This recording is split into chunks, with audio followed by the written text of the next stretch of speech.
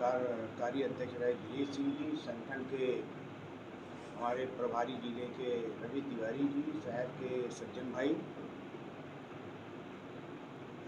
17 सितंबर का जो महापर्व हो रहा है शताब्दी वर्ष पे, उस पर हमारे अध्यक्ष जी ने सारी बातें आप लोगों को बता दी। हम सब लोगों का दायित्व है कि जैसे हमारे संगठन ने हमको निर्देश दिया उस तरह हम लोग कार्य करेंगे और भारी जन समुदाय आएगा।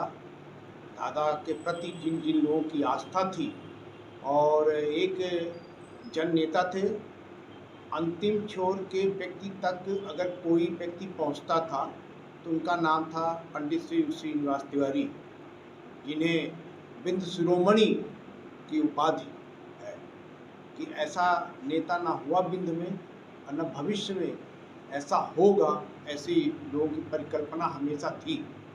तो उनकी प्रतिमा का अनावरण भी 17 तारीख को है। मैं अपने आप को बड़ा सौभाग्यशाली महसूस करता हूँ इस चीज़ के लिए कि आप सब जो हमारे वरिष्ठ लोग बैठे हैं, इनके कुशल मार्गदर्शन में और रीवा की जनता के आशीर्वाद से एक मौका मिला कांग्रेस पार्टी का महापौर बनने का। तो हम लोगों ने उन सारे महापुरुषों को याद किया कि आने वाली पीढ़ी उन्हें भूल न जाए। जैसे दादा हो गए, स्वर्गीय महाराजा मार्तंड सिंह जी हो गए, यमुना प्रसाद शास्त्री जी हो गए, और साथ में हम लोगों ने अभी हमारी MIC ने अटल पार्क बना तो हम लोगों ने ही अटल बिहारी वाजपेयी जी की आदमकद प्रतिमा लगाने के लिए संकल्प लिया और उसकी भी निष्ठा करा। तो कांग्रेस पार्टी सदैव सार्थक कार्य करी है और इस प्रतिमा को लगाने में जो अवरोध जिन लोगों ने उत्पन्न किया और अंतिम में ऐसा प्रतीत हुआ हम लोगों की प्रतिमा नहीं लगाने देंगे, तो सारा कुछ हम लोगों ने जनता के ऊपर छोड़ दिया कि 17 तारीख प्रतिमा तो वहीं लगेगी और उसका निर्णय जनता लेगी। और प्रशासन ने को यह एहसास हुआ कि जिस तरह की 12 तारीख को एक जन समुदाय इकट्ठा हुआ और कमिश्नर कार्यालय तक पहुंचने में अवरोध हुआ और अंतिम में उन्हें हार माननी पड़ी, तो प्रशासन को समझ में आया कि कांग्रेस पार्टी रीवा में बहुत मजबूत है, कमज़ोर नहीं है। अगर हमने कोई सही निर्णय नहीं लिया तो आने वाले समय में बड़ी दिक्कतें हो जाएंगी। तो मैं प्रशासन में जो बैठे हमारे प्रभारी कलेक्टर हैं और पुलिस विभाग के लोग भी हैं, उनके सहयोग के लिए उनको धन्यवाद भी देता हूँ कि उन लोगों ने ठीक सहयोग किया। भारी तादाद में लोग आएंगे, सूक्ष्म कार्यक्रम प्रतिमा अनावरण का होगा, इसके बाद मूल कार्यक्रम हमारा पद्मर पार्क में होगा। तो मैं आप लोगों के माध्यम से रीवा के समस्त उन लोगों से अनुरोध करना चाहता हूं, बल्कि बिंद के लोगों से, कि उस दिन सब लोग आएँ और इस कार्यक्रम को सफल तो भी इनविटेशन दिया गया है इस प्रोग्राम के लिए। देखिए, श्रीनिवास तिवारी कांग्रेस के नेता थे, उनकी कांग्रेस में आत्मा बसती थी और उनकी आत्मा में कांग्रेस थी।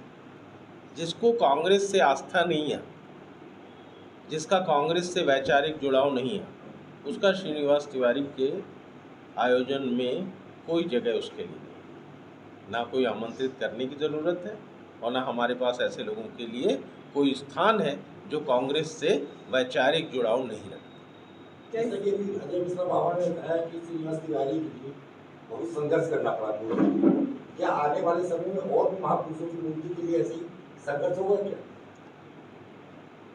देखिए, भारतीय जनता पार्टी किसी को अपने अलावा किसी को स्वीकार तो ये लोग करते नहीं। हो सकता है कि आगे आने वाले समय में हम जब महाराजा मार्तंड सिंह की अब मूर्ति की तैयारी है, महाराजा मार्तंड सिंह की मूर्ति लगे, तब भी ये कुछ ऐसी बात करेंगे। तो हमारा रास्ता तो आपको मालूम है, कांग्रेस पार्टी का रास्ता है जनता का साथ और संघर्ष। भाजपा तो कहती रही है कि कांग्रेस ने कोई अनुमति नहीं ली और बिना अनुमति के टेरर्स की मूर्ति स्थापित कराई। सारी अनुमति, सभी अनुमति है। आप ये सोचिए कि अनुमति नहीं होती तो नगर निगम ये मूर्ति राजेंद्र शर्मा नहीं स्थापित कर रहे हैं, कोई व्यक्ति स्थापित नहीं कर रहा, ये एक संस्था स्थापित कर रही है। उस संस्था का नाम है नगर पालिक निगम रीवा, और वही मूर्ति स्थापना के कार्य के लिए अधिकृत है। अब वो संस्था जब कर रही है स्वयं, तो वो कैसे नियम नहीं फॉलो करेगी?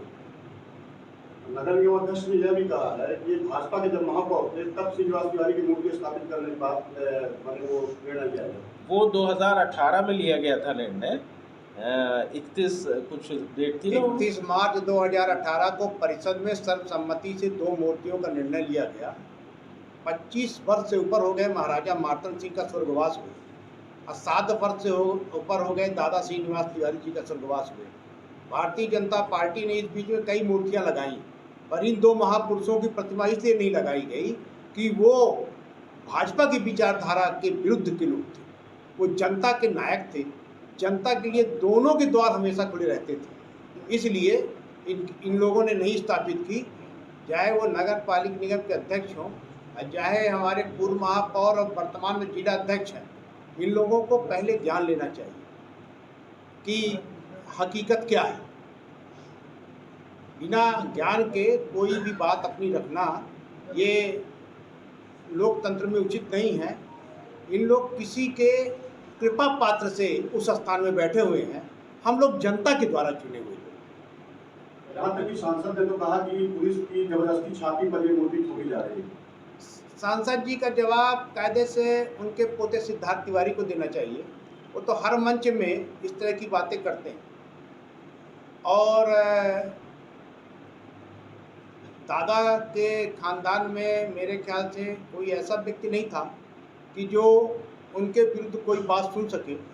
हम लोग सुंदर भैया के भी साथ थे, पर पता नहीं किस तरह के उनके नाती हैं कि जो अपने बाबा के विरुद्ध इतनी बातें सुन रहे हैं, और उन्हीं के नाम से त्योथन में वोट भी मांगते हैं, और उन्हीं के नाम से कार्यक्रम करते हैं, तो जनता को भी इकट्ठा करते हैं। आपने पूर्व